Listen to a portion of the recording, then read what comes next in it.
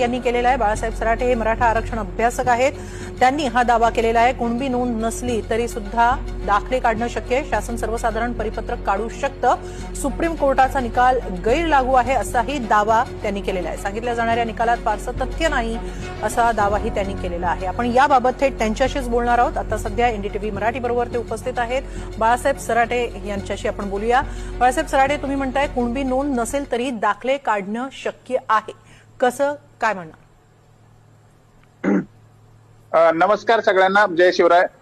खरं म्हणजे मुद्दा असा आहे की आपल्याकडे 2012चे जे जातीचे दाखले देण्याचे नियम आहेत त्याच्यानुसार जर एखाद्याकडे नोंद नसेल, 4-3 असा एक नियम आहे, एखाद्याकडे नोंद नसेल तर त्याला कसे जातीचे दाखले देता येईल याची एक पद्धत ठरलेली आहे ऑलरेडी। याच्यासाठी मराठ्यांसाठी वेगळं काही करायचं नाहीये सरकारला, आणि असे दाखले दिले जातात।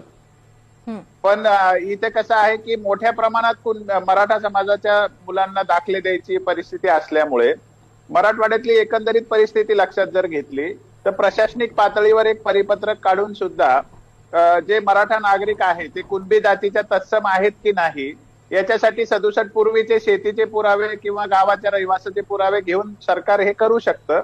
यात कोणतेही आश्चर्य नाही, कारण आपल्याकडे मुस्लिम बागवान नावाची एक कम्युनिटी आहे आणि मुस्लिम बागवान या कम्युनिटीला माळी जातीचे प्रमाणपत्र दिले जातात आणि सरकारने त्यांच्यासाठी 2 परिपत्रक काढलेली आहेत।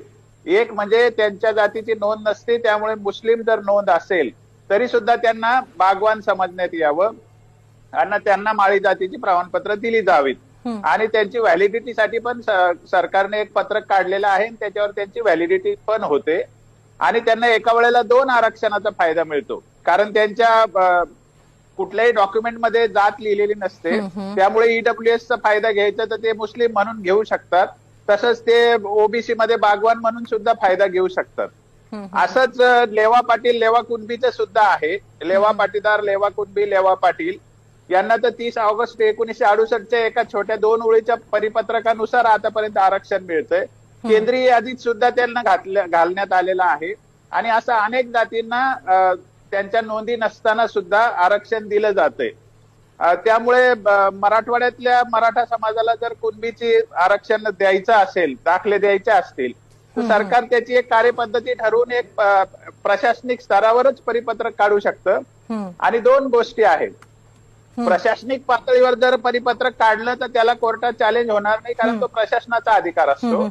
ते जर लेजिस्लेटिव्ह पातळीवर म्हणजे GR काढला किंवा अध्यादेश काढला किंवा कायदा केला तर मग त्याला कोर्टात चॅलेंज